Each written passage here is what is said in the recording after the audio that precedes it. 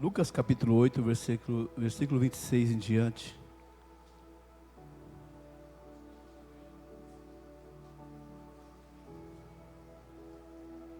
Vamos admoestar os irmãos, assim como eu também, ao ler essa palavra, eu fui admoestado, né? Fui convencido por Deus, por meio dessa palavra. Capítulo 8, versículo 26. Obrigado, Marcos, Deus abençoe. Pode deixar. Muito obrigado. A palavra de Deus vai dizer assim, na linguagem de hoje, aqui da minha Bíblia. O título fala: Jesus cura um homem dominado por demônios. Jesus e os discípulos chegaram à região de Gerasa, no lado leste do lago da Galileia. Assim que Jesus saiu do barco, um homem daquela cidade foi encontrar-se com ele. Este homem estava dominado por demônios. Fazia muito tempo que ele andava sem roupas e não morava numa casa, mas vivia nos túmulos do cemitério, ou melhor dizendo, nos sepulcros. Quando viu Jesus, o homem deu um grito, caiu no chão diante dele e disse bem alto: Jesus, Filho do Deus Altíssimo, o que o Senhor quer de mim? Por favor, não me castigue. Ele disse isso porque Jesus havia mandado o espírito mau sair dele. Esse espírito o havia agarrado muitas vezes. As pessoas chegaram até a amarrar os pés e as mãos do homem com correntes de ferro, mas ele as quebrava, e o demônio o levava para o deserto. Jesus perguntou a ele: como é que você se chama? O meu nome é Multidão, respondeu ele. Ele disse isso porque muitos demônios tinham entrado nele. Aí os demônios começaram a pedir com insistência a Jesus que não os mandasse para o abismo. Muitos porcos estavam comendo num morro ali perto. Os demônios pediram com insistência a Jesus que os deixasse entrar nos porcos, e ele deixou. 33. Então eles saíram do homem e entraram nos porcos, que se atiraram morro abaixo, para dentro do lago, e se afogaram. Quando os homens que estavam tomando conta dos porcos viram o que havia acontecido, fugiram e espalharam a notícia na cidade e nos seus arredores. Muita gente foi ver o que havia acontecido. Quando chegaram perto de Jesus, viram o homem de quem haviam saído os demônios, e ficaram assustados, porque ele estava sentado aos pés de Jesus, vestido e no seu perfeito juízo. Os que haviam visto tudo contaram ao povo como o homem tinha sido curado. Aí, toda a gente da região de Gerasa ficou com muito medo e pediu que Jesus saísse da terra deles. Então Jesus subiu no barco e foi embora. E o homem de quem os demônios tinham saído implorou a Jesus: me deixe ir com o Senhor. Mas Jesus o mandou embora, dizendo: volte para casa e conte o que Deus fez por você. Então o homem foi pela cidade contando o que Jesus tinha feito por ele. Pai nosso, nesta manhã entregamos a Ti, Senhor, a ministração desta palavra. Que o Senhor venha tomar a direção da nossa vida por meio do Teu Espírito Santo. Que o Senhor venha abrir os nossos olhos espirituais com aquilo que o Senhor quer conosco nesta manhã, em nome de Jesus. Amém, irmãos?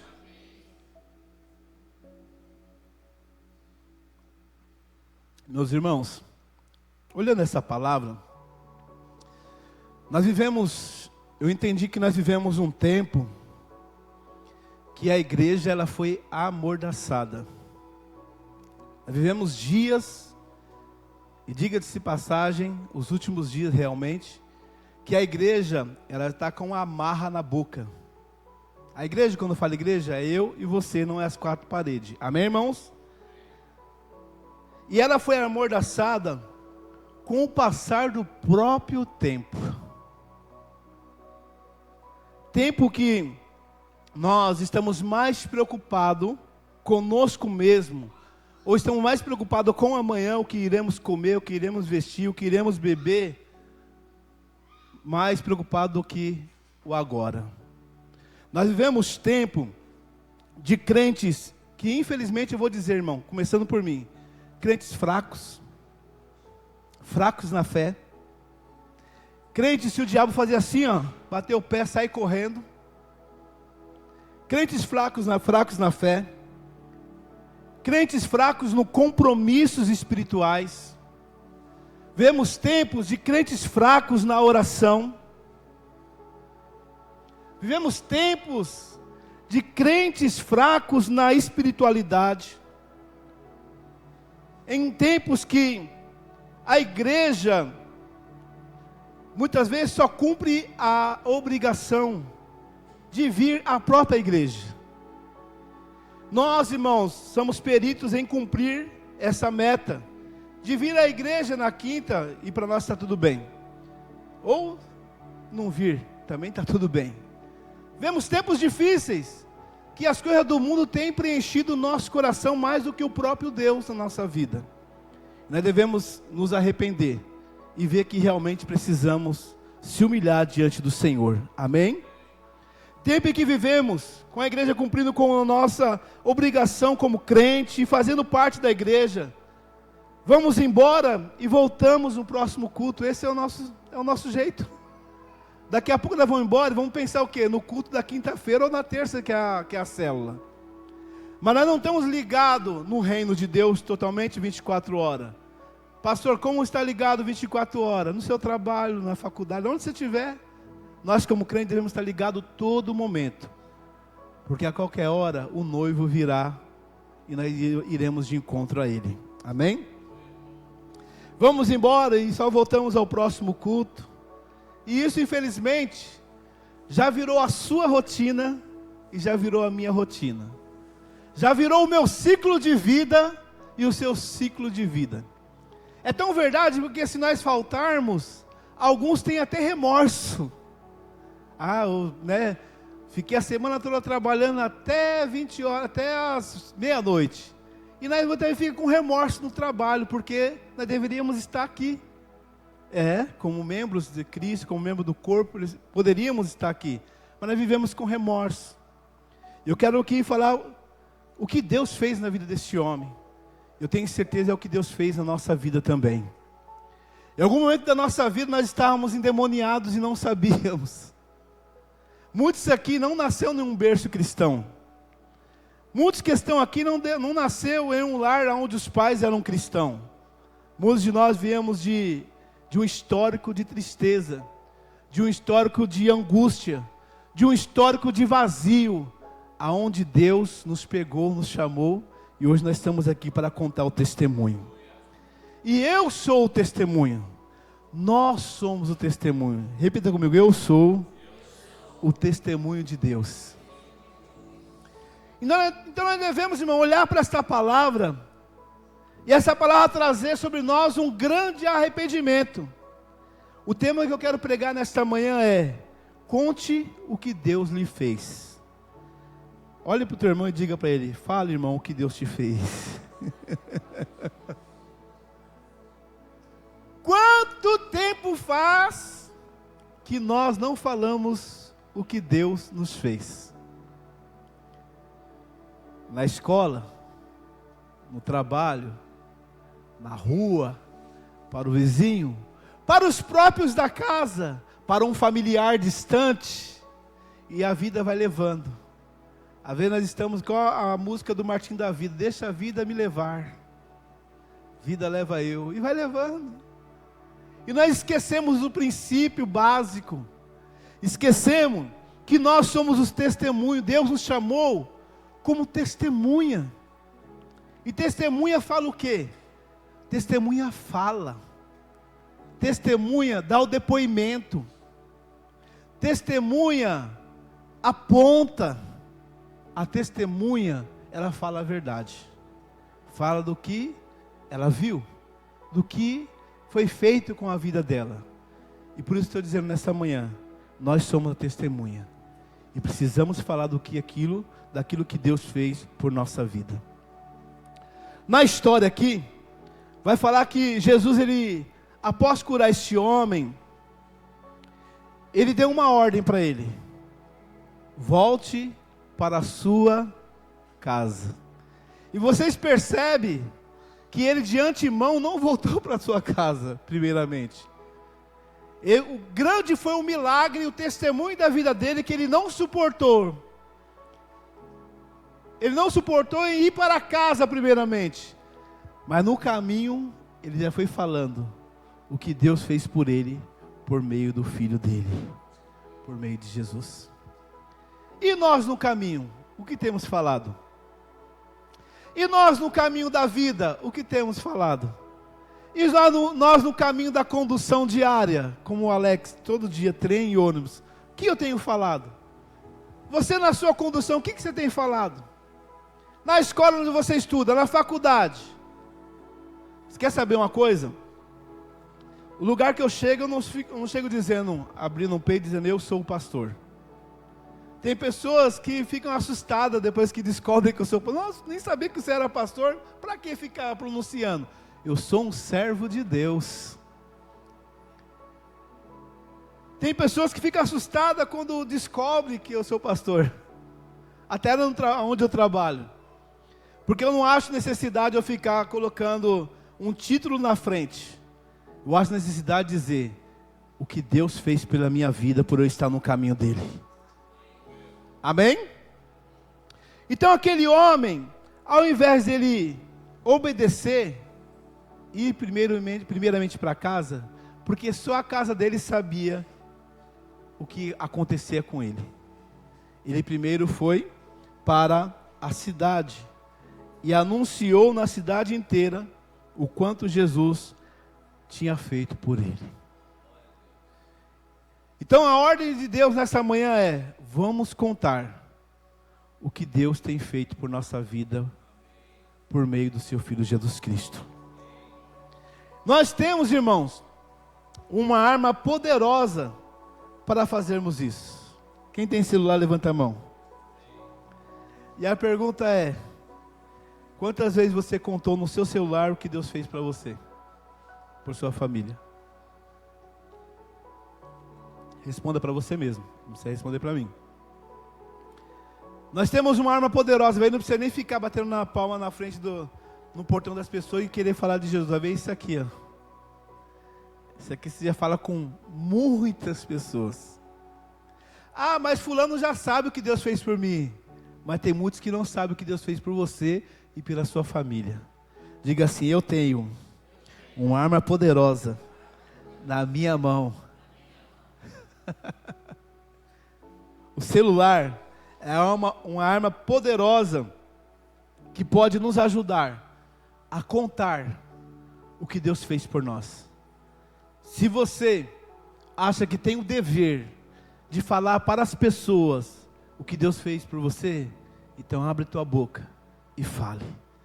Se você achar também que não tem o dever, continue com a mordaça na boca, porque não é obrigatório falar o que Deus fez por nós. Amém, irmãos? Todos nós temos acesso à internet. Todos nós temos acesso à rede social. Às vezes nós não compartilhamos nem a pregação que é pregada, que é falada aqui, né? No Facebook, no YouTube, lá no TikTok.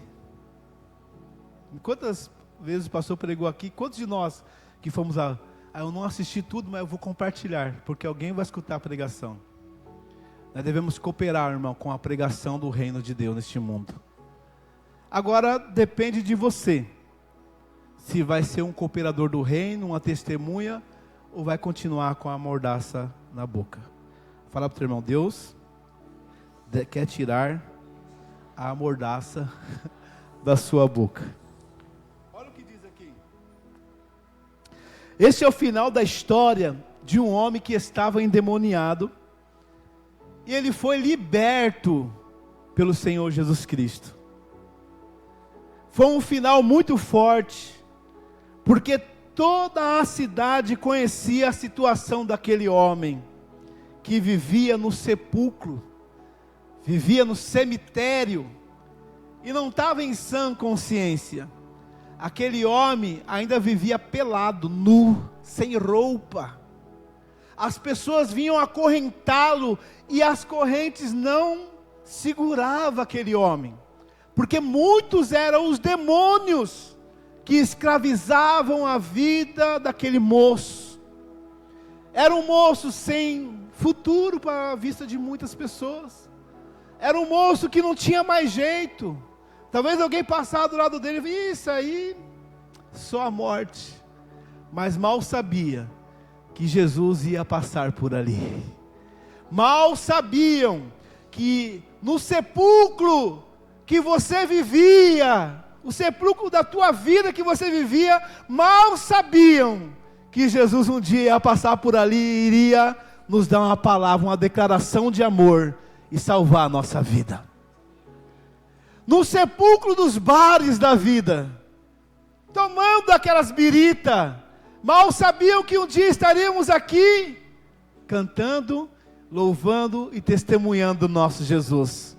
No sepulcro de uma Cracolândia, talvez aqui muitos não nos passaram por lá, mas no sepulcro de uma Cracolândia, Jesus ele passa por ali também e salva vidas. No sepulcro de uma cadeia, aonde a pessoa está sem esperança, Jesus pode passar por lá também. No cemitério dentro de um hospital, porque tem pessoas que estão num cemitério dentro de um hospital, mal sabem que Jesus também passa por lá, e diz assim, eu sou a vida, eu sou o pão da vida, e vim te alimentar para você ter mais anos de vida nessa terra. Amém, irmão? Então a situação desse homem, irmão, fala do histórico da nossa vida. Se você for refletir, qual era o sepulcro que você vivia? Talvez não era um cemitério físico, mas você vivia em um sepulcro que só Deus poderia te tirar daquele sepulcro. No sepulcro da minha vida, das baladas, Jesus ele veio e falou, eu sou a vida. Você vai ser uma testemunha ocular nessa terra. No sepulcro onde você estava num leito de hospital, à beira da morte, Jesus ele diz, eu sou a vida. Quem recebe a vida diz glória a Deus. Ele passou por lá, e ele tem passado até agora nas nossas vidas. Amém? Veja, que depois que aquele homem ele foi liberto, já vestido, já não estava mais nu, já vestido, agora em pleno juízo, quer dizer, ele sabia onde ele se encontrava, porque até então, quando os demônios cegaram a vida dele, ele andava nu e não sabia onde estava, mas a partir do momento que Jesus o libertou, ele já se havia vestido, não andava mais pelado, nu, sem roupa, mas em pleno juízo.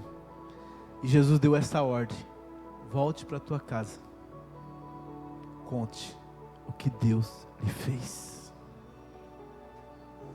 Você quando chega na tua casa, você conta o que Deus fez com você no culto?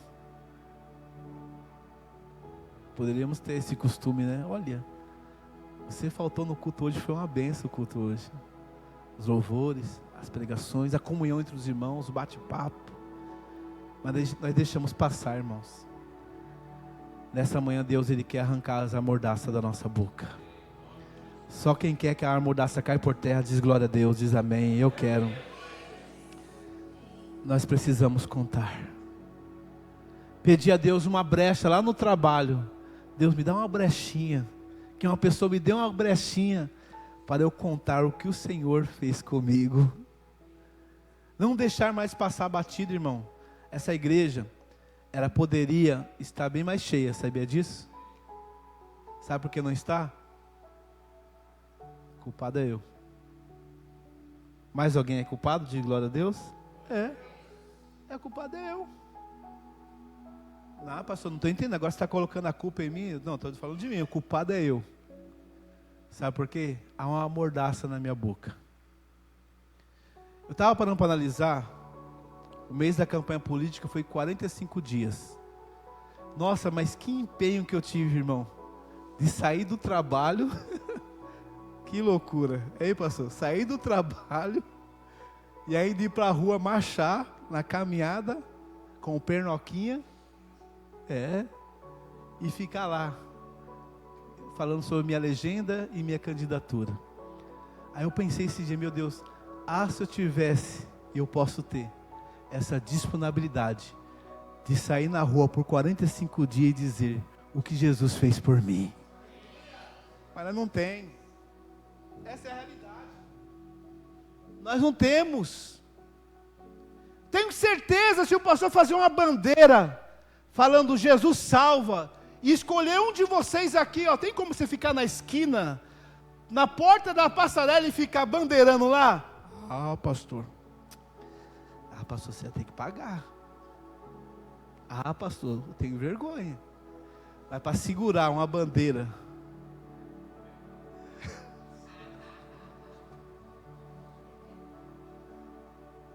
estou mentindo? Fala para o teu irmão, o pastor está mentindo?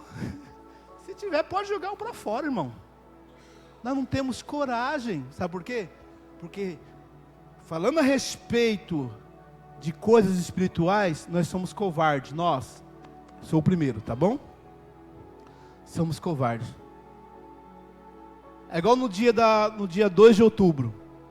Qual que é o propósito nosso? Novembro, obrigado. Dia 2 de novembro. Eu querendo voltar, Jesus. Qual o propósito? Nós pegamos uma faixa com a frase e duas pessoas ficam segurando. Um do lado, uma da outra. E as pessoas vão passando e vão lendo, outras param. Tem que ter coragem. Porque é de início da vergonha mesmo. Meu Deus, eu vou ficar aqui nessa manhã segurando. Tem que ficar, irmão, porque por um candidato você ficaria. Quantos de nós temos vergonha de entregar um folheto cristão, mas no tempo de política entregamos milhares? É verdade, irmão. Começa por mim. Começa por mim. Essa manhã é tempo de despertamento da igreja. Você pode até ficar bravo comigo e até dizer, não vou mais naquela igreja, o pastor está me apontando. A palavra, ela te aponta. A palavra nos julga. Porque precisamos tirar as travas dos nossos pés e sairmos para evangelizar o mundo. Falar o que Deus fez por nós. Só quem está disposto. Só quem está disposto. Aleluia. Estamos em falha. A igreja está em falha. Poderemos encher a igreja. Você chega, irmão, hoje, eu tenho percebido isso nos últimos dias. Você passa na frente de uma adega, tá cheio. Você passa na frente de um que tem narguile, você vê só fumaça lá. Parece até aquela música, a fumaça me esconde, só seus olhos me vê. Você passa assim. Você passa numa academia, tá como? Aí você passa diante de umas igrejas, dá até vergonha. Eu vou ser sincero. Fala, meu Deus, o mundo precisa ser evangelizado. Eu tenho passado por algumas igrejas por aí, eu tenho vergonha às vezes. Eu falo, meu Deus, era para a igreja estar mais empenhada no reino, mas estão preocupados com as coisas materiais, com as coisas desta vida. Eu quero te dizer algo. Isso que você está preocupado vai perecer e você vai perecer também. Então se preocupe um pouquinho. Nós precisamos se preocupar um pouquinho com o reino de Deus, porque o reino de Deus nos dá vida eterna. Não estou falando para você parar de estudar, jamais parar de trabalhar. Mas precisamos dar um tempinho para Deus. tempinho para sairmos na rua com a faixa, com a bandeira. Jesus é o Senhor deste bairro. Pensou? Alguém já pensou nisso? Com uma faixa bem grande. Você imagina, irmão, nós saímos um domingo aqui, ó. Só canta um dia, pastor. Canta uns 3 louvor. Vamos evangelizar o bairro, vamos passar em todas as ruas. O pessoal com a faixa, até as crianças. Nós cantando na rua. Você já pensou nisso? Não, você não pensou nisso. Porque nossa visão só está em culto. A nossa, quando eu falo, nossa, eu estou incluso, meu irmão. Estou julgando ninguém aqui, eu estou julgando a mim mesmo. Eu vim aqui, quinta, domingo. Nós não sai dessa rotina. O pastor está falando isso porque dia 2 tem o evangelismo. Não, irmão, Deus tem falado no meu coração há muito tempo. Principalmente agora, no tempo da política. Deus me quebrou, Deus falou comigo. Nossa, você se empenhou muito, né? Olha, você saía do trabalho das 7h30 às 4h30, pegava trem, voltava, chegava em casa às 5h30 mais ou menos, já ia para a rua.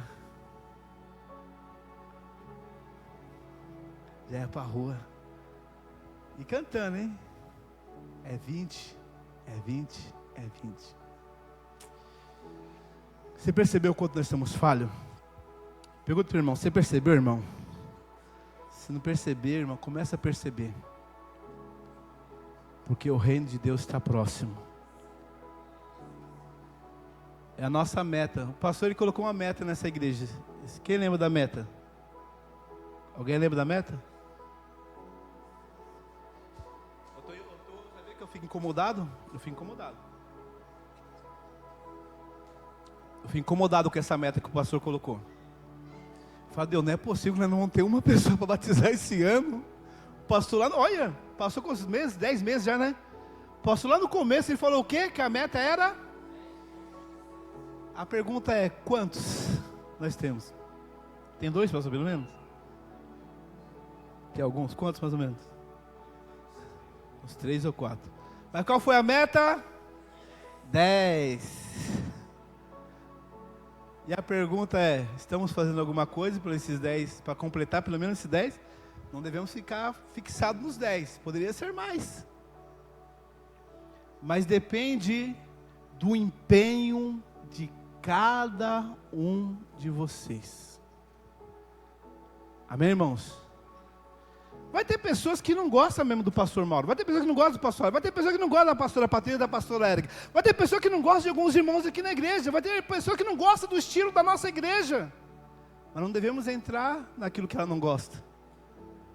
Nosso objetivo é falar bem do reino de Deus. Vai ter pessoas, já vi pessoas, pastor, não vou lá não porque eu não gosto, mas sempre vai ter um endemoniado no meio do caminho, que vai gostar do reino e vai vir ser liberto para a glória de Deus. Tem essa esperança, sempre terá um Batimeu à beira do caminho, clamando por visão. Sempre vai ter, irmão. Se nós sairmos evangelizando aqui o bairro em algum domingo, olha, até uma proposta, hein, pastor? Acabar de cantar 2 cultos, 2 louvor, hora, nós já sai com a faixa aqui, pessoal. Quem toparia? Levanta a mão. Eu não vou nem olhar para você. São poucos que botam aqui, mas teria coragem. Passou a jogar o folheto na tua mão, vamos evangelizar. Um domingo no mês, vamos fazer isso. Mas nós não temos coragem. Boa proposta, hein, pastor?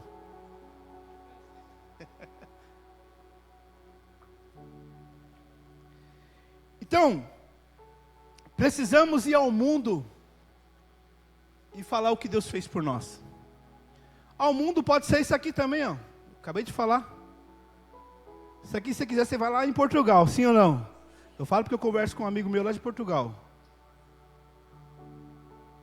Com isso aqui, você pode ir lá nos Estados Unidos. É. Com isso aqui, você pode ir lá no Rio Grande do Sul. Sim ou não? Eu falo que eu tenho um parente lá em Santa Maria, de vez em quando estou conversando com meus parentes lá que não são cristãos. Tenho falado com eles. Mando mensagem do Evangelho. Então com isso aqui você pode fazer muitas coisas, irmão. Amém? Mas precisamos também no coletivo fazer alguma coisa acontecer. Eu gostaria que você olhasse para essa cadeira vazia. Olhe para ela um pouquinho. Fique seus olhos nela. Dá uma olhadinha nela. Olha nos olhos espirituais. E começa a pensar, Deus, eu poderia fazer de tudo para testemunhar o que o Senhor fez na minha vida, e uma pessoa está sentada aqui. Eu poderia cooperar com o reino. Não precisaria nenhum pastor ficar falando, irmãos, vamos fazer, vamos no ID, porque já está escrito o ID. Não precisaria isso. Amém? O nosso testemunho pessoal, ele deve conter 3 pontos básicos. Quais são, pastor? 3 pontos básicos para o nosso testemunho pessoal. O primeiro tópico, o primeiro ponto, é como era a nossa vida sem Jesus. Feche os teus olhos um pouquinho. Começa a meditar. Vamos fazer uma regressão. Como era a sua vida sem Jesus? Era da hora? Era legal? Ou você estava num sepulcro da vida? Mas pastor, eu nasci no berço evangélico, meu pai sempre me levou para a igreja, mas em algum sepulcro você passou, tenho certeza. Eu tenho certeza. Alguns vales da morte você passou, tenho certeza. Mesmo nascendo no berço evangélico. Papai era pastor, mamãe era pastora, ou alguém da família, vovó, vovô, mas você também passou bom bocado. Primeiro ponto básico do nosso testemunho deve ser: como era a nossa vida sem Jesus? Segundo ponto deveria ser: como eu recebi Cristo em minha vida? Você lembra? Como você está? Eu lembro o jeito que eu estava lá, há 27 anos atrás mais ou menos, eu lembro a forma que eu se encontrava. Até agora eu lembro. Como que eu estava? Sem esperança, sem Deus, uma idosa crente da Deus Amor, e orava direto, constantemente pela família, e eu na prostituição, na bebedice, virando as noites, 3 noites às vezes, nas baladas, nos feriados, lembro muito bem. E lembro também o tempo que eu recebi Jesus, que Ele me recebeu. Foi um dia magnífico, foi um dia que nunca mais eu esqueci na minha vida. 3 pontos básicos. Como que eu era sem Jesus? Ah, pastor, eu era uma pessoa muito violenta. Vivia no sepulcro da violência, no sepulcro da ignorância. Eu batia na minha esposa. Arrebentava meus filhos. Era um palavrão terrível dentro da minha casa. As músicas então, meu Deus. E a terceira é: como agora é a sua vida com Cristo? Como que é a sua vida com Cristo agora? Você já parou para analisar isso? Você imagina, irmão, esse endemoniado, se fosse os dias de hoje.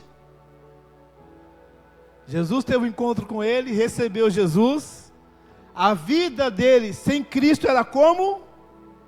Uma vida nua, uma vida vazia, uma vida de egoísmo, uma vida repleta de frustração, uma vida sem Deus, uma vida acorrentada, presa, uma vida vivendo no cemitério, uma vida endemoniada. Agora você imagine a cena deste homem, o pastor Mauro falando assim: fulano, vem contar o testemunho. Minha vida sem Deus era vazia. Minha vida sem Deus era dentro de um sepulcro, dentro do cemitério vagando.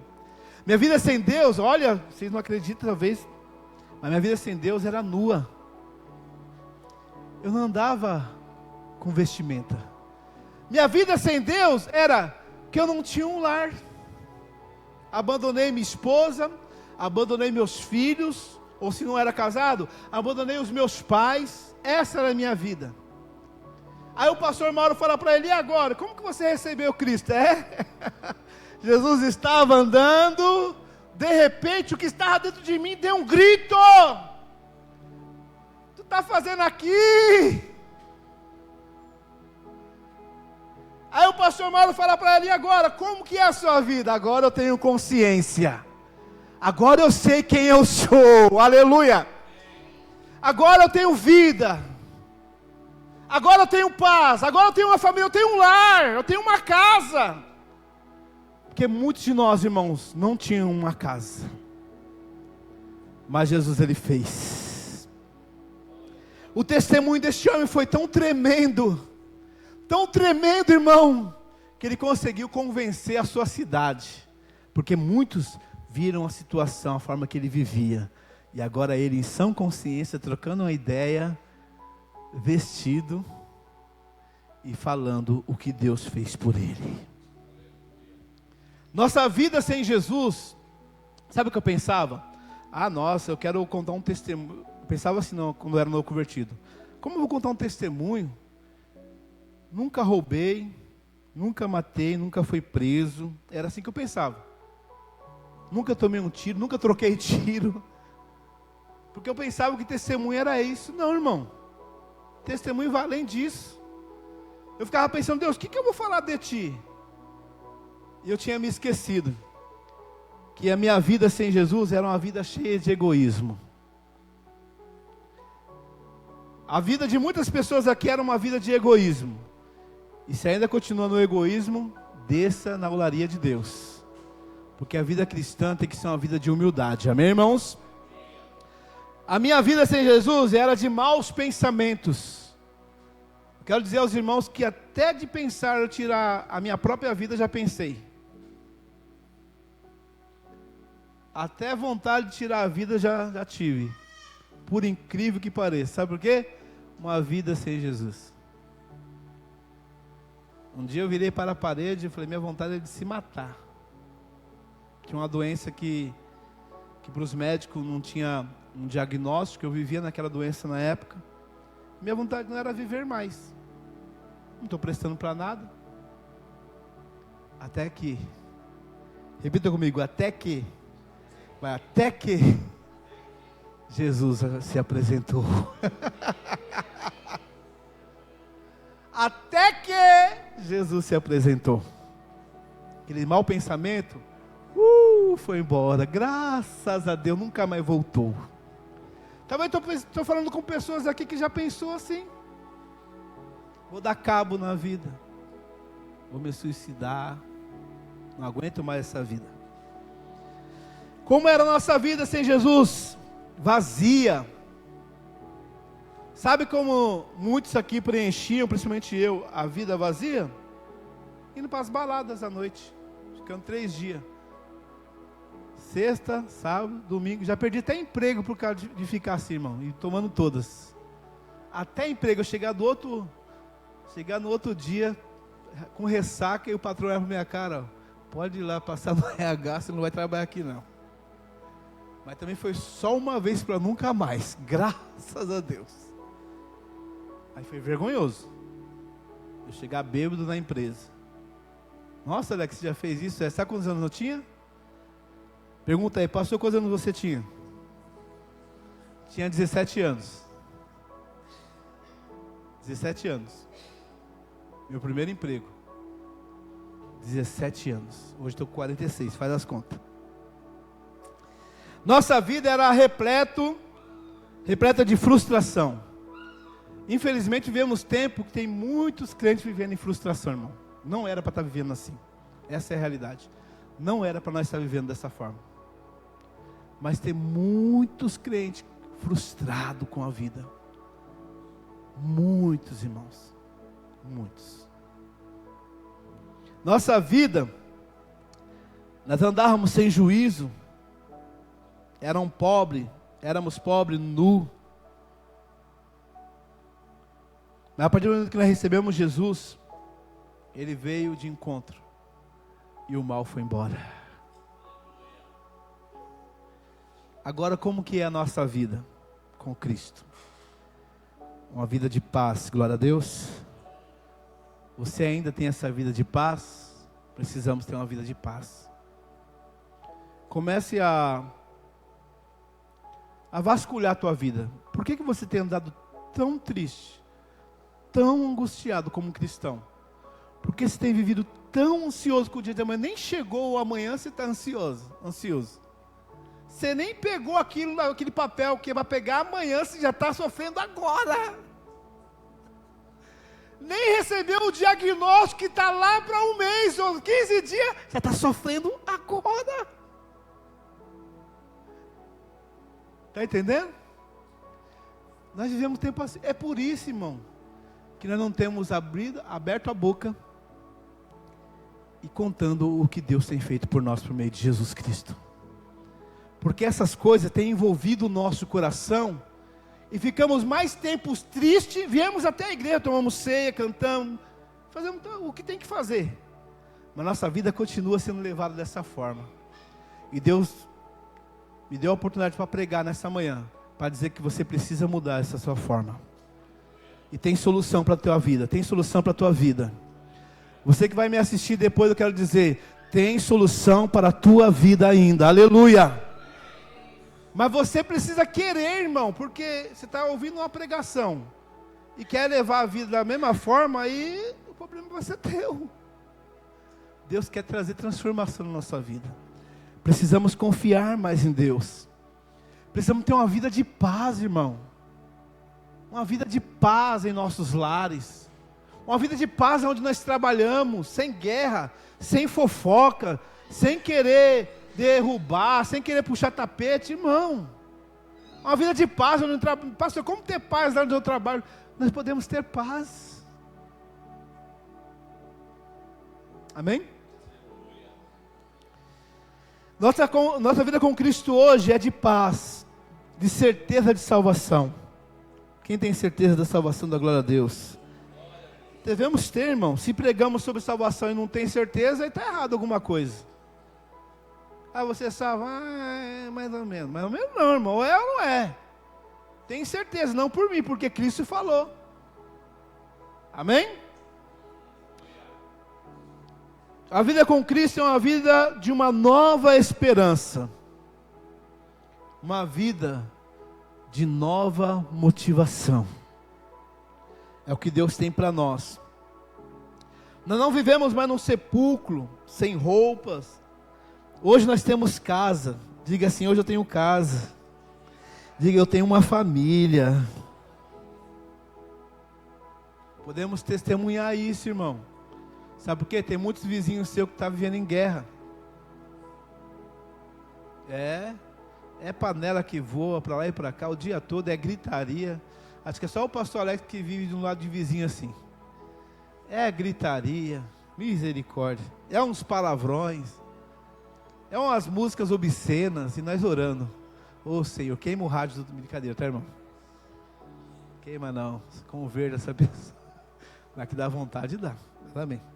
Deixa pra lá, foi gravado, hein? Meu Deus. Tomara que meu vizinho não assiste.